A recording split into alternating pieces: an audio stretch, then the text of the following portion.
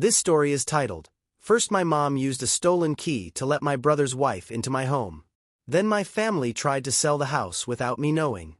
They had no idea I was ready to fight back. Now, let's start the video. My name is Clara, and 6 months ago, I did something my family would never expect. I purchased a house. Not just any home. A stunning 3-bedroom craftsman in the center of Riverside Heights, replete with a wraparound porch, original hardwood flooring, and a magazine-worthy kitchen. I've been dreaming about this place since I was 12 years old, when I drew floor layouts in my notebooks during math class. But, here's the deal. I did not tell anyone. Not my parents, my brother Ethan, or even my best friend Nora. The house was my secret, my retreat, and my opportunity to finally have something truly mine.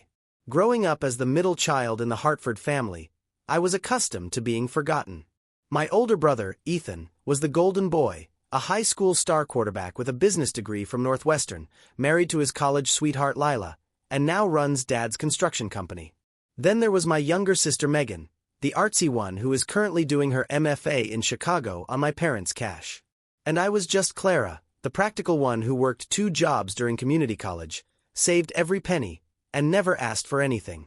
While Ethan received a down payment gift for his first home and Megan received tuition money, I received lectures on how to be more financially responsible.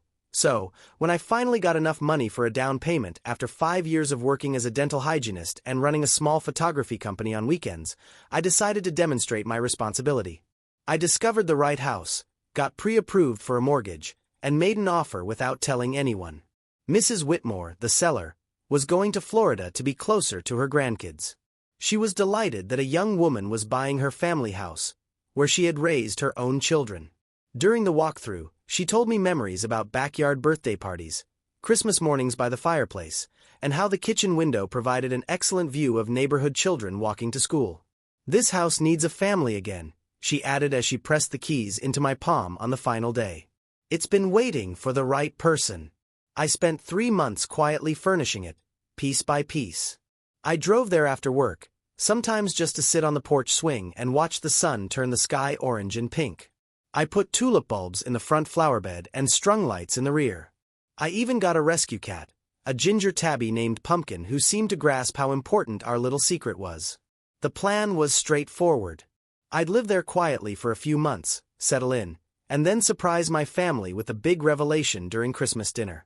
I gently mentioned my new location and watched their reactions as they learned their irresponsible daughter had purchased a home on her own.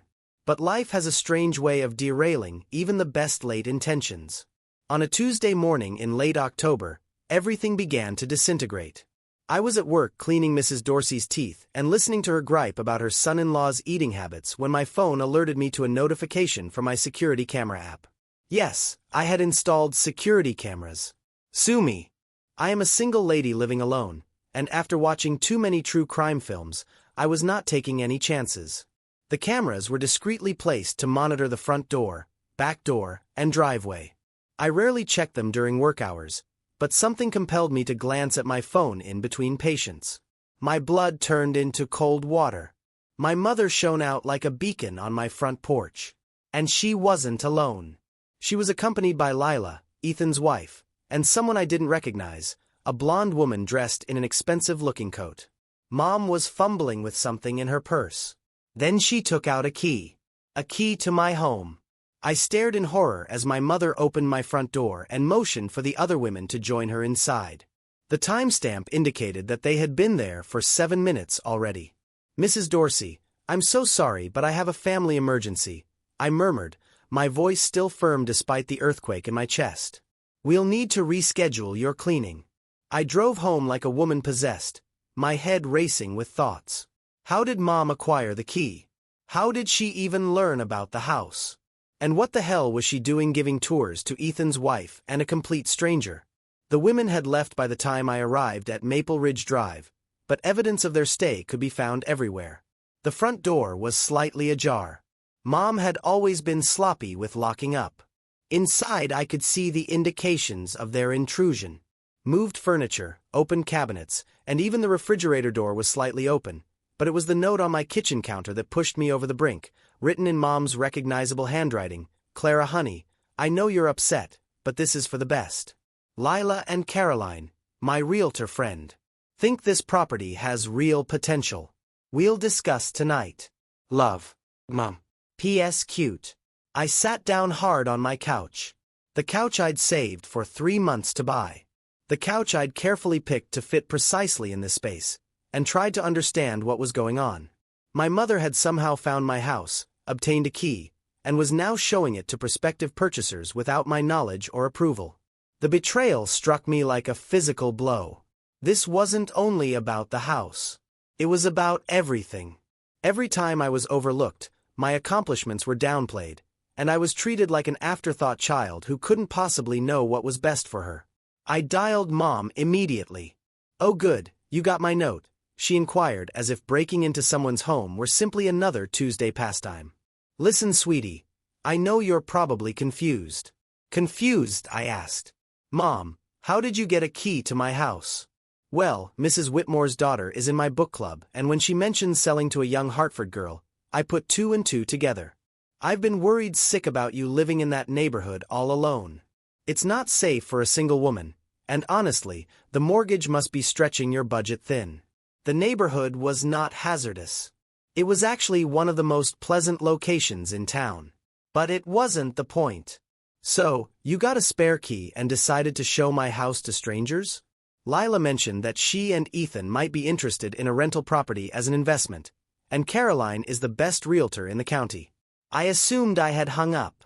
That evening my phone rang non-stop, first Mom, then Ethan, and finally Dad joined in with his normal, "Let's all just calm down and talk about this reasonably" attitude. I disregarded them all and spent the evening looking into locksmiths. But avoidance is only effective for so long. The next day, Ethan arrived at my workplace. "Bryn, we need to talk," he continued, using the childhood moniker that normally broke down my defenses. "Not today. I'm working." "Ethan." Mom told me what happened. Look, I had no idea she was going to do that. "Okay." Lila mentioned wanting to look at investment properties, and Mom just. You know how she gets when she thinks she's helping. Before I looked at my patient, I finished updating his chart. "Known what?" "About the house, Ethan. How long have you known I bought a house?" He had the elegance to appear embarrassed. "Mom figured it out about a month ago. She was worried about you. Said you'd been acting strange, secretive. She asked me to talk to you, but I told her to mind her own business. Clearly she listened to that advice. Clara, come on, she's just trying to look out for you. That neighborhood is perfectly safe," I concluded. "And even if it wasn't, it's my choice to make. I'm 28 years old, Ethan. I don't need Mom's permission to buy a house." "Of course not. But maybe you could have mentioned it. We're family."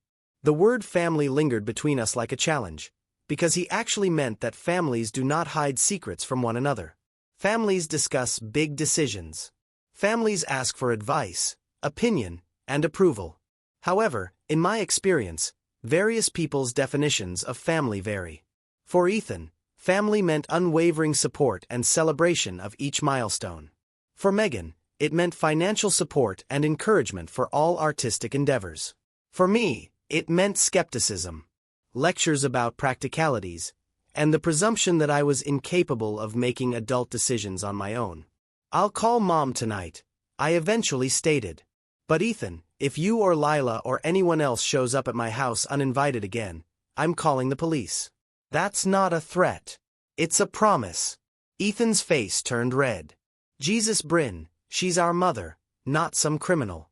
She broke into my house. She has a key that I didn't give her." The waiting room began to stare, so I lowered my voice. "I have to get back to work. We'll talk later." But as Ethan went, I noticed a familiar expression on his face, the same one he'd had when we were kids, and I'd done something he didn't understand. It was a mix of annoyance and pity, as if I was being intentionally difficult, rather than sticking up for myself. That night, I contacted a locksmith. "Clara Marie Hartford. You open this door right now." Mom's voice rang clear through my new deadbolt lock as she hammered on my front door Thursday evening. I sat cuddled up on my couch, Pumpkin purring on my lap, gazing through the window as she angrily pressed the doorbell. I know you're in there. Your car is in the driveway. I'd been expecting this since the locksmith departed that morning. Caleb at Secure Solutions had done a fantastic job. New deadbolts, doorknob locks, and even a new lock for the rear gate. When I delicately described the matter as a family border issue, he nodded knowingly. Family disputes are the worst, he added, testing the new key's smooth turn. Good for you for taking control of your space. Now, as I watched Mom's increasingly desperate attempts to come inside, I felt an odd mix of delight and remorse. The satisfaction came from winning. My telephone rang. Mom, of course. Clara, this is ridiculous. Open the door so we can talk like adults. We can talk through the door, Mom. Or you can call first next time, like a normal person. Normal people don't change their locks to keep their mothers out. Normal mothers don't break into their children's houses. There was a lull, and I could virtually hear her readjusting her approach. Honey, I understand you're upset. I should have asked permission before showing the house, but I was genuinely worried about you. This neighborhood, this mortgage payment, it's too much for someone in your position. My position. You know what I mean. You're doing well for yourself, sweetheart. But this house is ambitious. Ethan and Lila could help you with the financial burden if you rented it to them. Or if the market is good, you could sell and make a nice profit. Get something more appropriate. Appropriate. There was the word again. The one who had followed me throughout my life. Clara's profession choice was acceptable for someone who wasn't college-ready. Her place was suitable for a single woman. Her automobile was within her budget. But this house, this gorgeous ideal house that I paid for with my own money, credit, and hard work, appears to be inappropriate for someone like me. Mom, I'm not selling my house. But if you just listen to Caroline's advice. I don't care about Caroline's advice. I don't care about Ethan and Lila's investment plans. This is my house, and I'm keeping it. Clara Marie, you're being stubborn and short-sighted. This is exactly the kind of impulsive decision-making that worries your father and me. You can't just shut out your family when we're trying to help you. I approached the window and gazed out at her. Even in the porch light, I could see the typical look of irritated concern on her face whenever I did something she couldn't control. I'm not shutting out my family, Mom. I'm setting boundaries. If you want to visit my house, you call first and ask permission. If I say no, you respect that. And you definitely don't give tours to people without my consent. I was trying to help you see your options. I didn't ask for your help. The line went silent for a long time. When Mom spoke again, her voice was choked with pain and rage. Fine, have it your way, but don't come crying to us when this house becomes too much to handle, and don't expect us to bail you out when you realize you've made a mistake. She hung up. Through the window, I saw her walk back to her car, Dad's old Ford truck, and drive away with more force than necessary. I should have felt victorious. I should have felt empowered, strong, and proud of myself for holding my ground. Instead, I felt terribly, painfully alone. The following 2 weeks were some of the most lonely of my life. Mom made no calls, and Ethan sent no SMS. Even Megan, who typically avoided family turmoil, wrote a quick message. Heard about the house situation. Maybe just apologize and move on. What do you apologize for? For buying a home? For desiring privacy? For refusing to allow my family to make life decisions without consulting me? I devoted myself to make my place feel more like home. I painted the guest bedroom a subtle lavender, added floating shelves to the living room, and finally hung the gallery wall of images I had planned for months. Pumpkin oversaw all projects from his preferred sunny place by the kitchen window, but even the thrill of designing my ideal space couldn't totally cover the void in my chest. I had gained what I wanted: independence, boundaries, and respect for my decisions. However, the expense began to feel greater than I had imagined. Nora arrived with takeout from Luigi's and a bottle of wine. Okay, spill, she said, sitting cross-legged on the living room floor with her chicken parmesan. I heard through the grapevine that you bought a house and are currently feuding with the entire Hartford clan. As your best friend, I'm deeply offended that I had to learn this from my hairdresser, whose cousin works at the title company. Nora had been my closest friend since 7th school, when we bonded over horrible cafeteria pizza. She was the only person who had never made me feel as if I needed to apologize for simply existing, which is presumably why I avoided her. I knew she'd ask harsh questions that I wasn't prepared to answer. I wasn't trying to hurt anyone, I responded, surprised by my defensive tone. I just wanted something that was mine, something that no one could have opinions about or try to fix or improve. And instead of just enjoying your gorgeous house, which is absolutely stunning by the way, you're sitting here eating sad sandwiches and brooding like a character in a Victorian novel.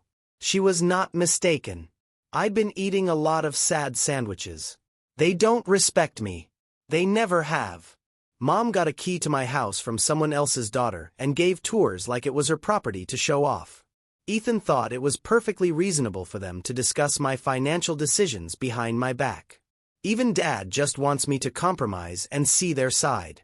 So, what's your endgame here? Never speak to them again? I glanced at the wine in my glass, seeing how the light from my new lampshade created patterns on the surface. I don't know. / 3 days later, everything had changed again. I was leaving work when I noticed Ethan's Chevy Silverado in the parking lot, but instead of Ethan, Lila was driving. As I approached my Honda Civic, my sister-in-law rolled down the window with an inscrutable face. "Can we talk?" she inquired. Lila and I had always maintained a polite but distant relationship. She was everything I wasn't, blonde and perky, with a marketing degree and the ability to make Ethan feel like the center of the universe. We'd never had a serious conversation other than platitudes at family gatherings. If this is about the house situation, it is, but probably not in the way you think. She pointed to the passenger seat. "Please. 5 minutes." Against my better judgment, I climbed inside the truck. Lila quickly turned to face me, her normally bright smile replaced by a somber expression. "I owe you an apology," she explained. "A big one." That was not what I had expected. Ethan doesn't know I'm here, and he'd probably be furious if he found out. But I can't let this go on without telling you the truth. "What truth?" Lila took a big breath. "Your mom didn't just randomly decide to show me your house. I asked her to." My stomach sank. "What?" "Not the way it sounds." She quickly explained. "God, this is coming out all wrong. Look, Ethan and I have been having problems. Financial problems. His dad's company is struggling more than anyone wants to admit, and we're behind on our mortgage. Ethan is too proud to tell your parents how bad things really are." I stared at her, attempting to digest the information. Ethan, the golden boy, was facing financial issues. When your mom mentioned that you'd bought a house, and I swear, Clara, I had no idea you were keeping it secret, I got this desperate idea. I thought maybe you'd be willing to rent out a room or even let us house sit sometimes. I wasn't trying to take your house or anything like that. I was just drowning and grasping at straws. The parts were beginning to come into place, but they were creating an image I didn't like. "So, you asked Mom to show you around." "I asked if she thought you might be open to having roommates. She said she'd look into it." I had no idea she was going to break in with some realtor. When Ethan told me what happened, I felt sick. This whole mess is my fault. We sat quietly for a bit, the weight of family secrets and unsaid conflicts falling between us. "Why didn't Ethan just ask me for help?" I finally inquired. Lila laughed, but the sound was more like a sob. "Pride, I guess. He's supposed to be the successful one, remember? The one who has it all figured out. Asking his little sister for help would mean admitting that he doesn't. Little sister, even Lila saw me this way." "I'm not little anymore," I said gently. "No," Lila agreed, glancing around at my automobile, my job badge, and the evidence of my independent life. "You're really not. And for what it's worth, your house is beautiful. You should be proud of what you've accomplished." That was the first time someone in my family had stated that. That weekend, I made a decision that startled even myself. I asked everyone over for dinner. Mom, Dad, Ethan, Lila, and Megan drove down from Chicago. I sent a group text Saturday morning saying, "Family dinner at my place Sunday at 6. Dress casual. I'm cooking." The responses were a swarm of bewildered emoticons and cautious acceptances. Mom called twice, but I let it go to voicemail. I had some things to plan. Sunday evening, I observed from my kitchen window as they drove into my driveway. Mom emerged from Dad's truck, visibly apprehensive. Ethan and Lila climbed out of the Silverado, with Lila carrying what appeared to be a bottle of wine. Megan arrived last in her beat-up Subaru, her curly hair dangling from a tangled bun. I opened the door before they could make a knock. "Welcome to my home," I murmured, standing aside to allow them in. I gave them a tour that was nothing like Mom's unapproved one. I proudly showed them each room, describing my decor choices, highlighting the original architectural aspects, and introducing them to Pumpkin. I studied their faces as they glanced around the room I'd created, possibly for the first time.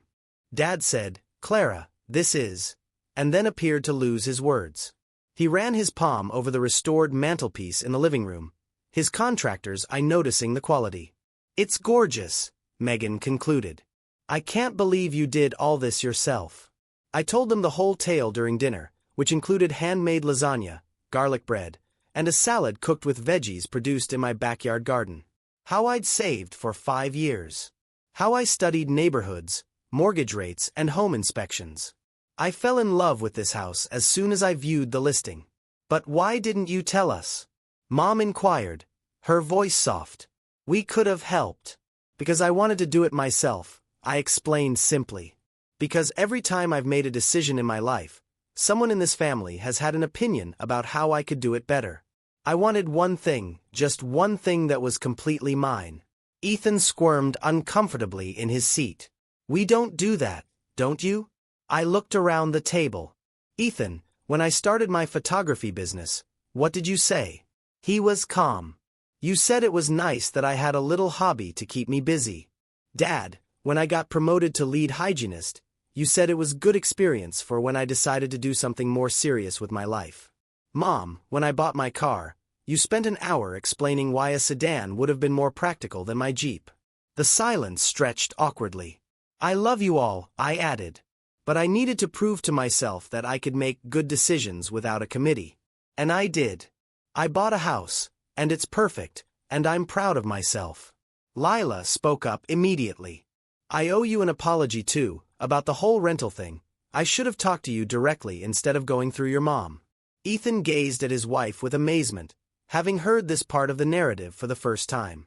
"Money problems?" I inquired gently. Ethan's jaw tensed, but Lila simply nodded. "The construction business has been slow. We're managing, but it's been stressful." I looked at my brother. Really stared at him.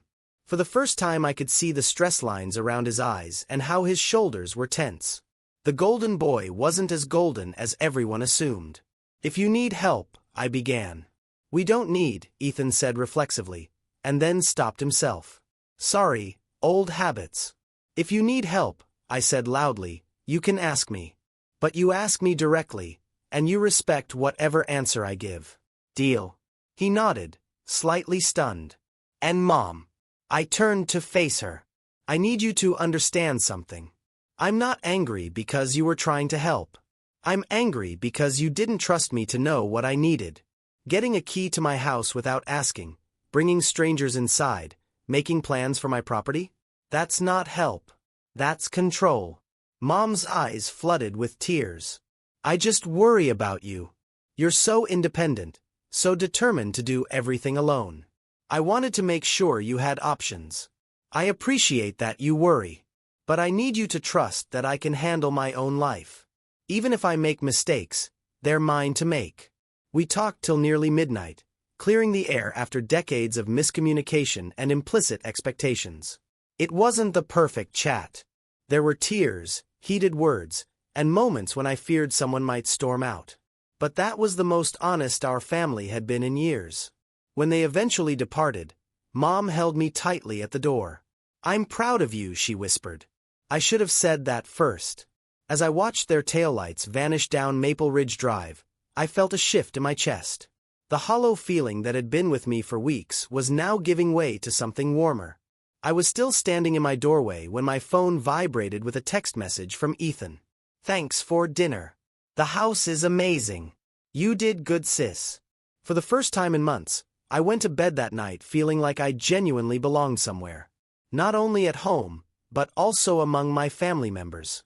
The difference was that now I could belong on my own terms, and sometimes it makes all the difference in the world.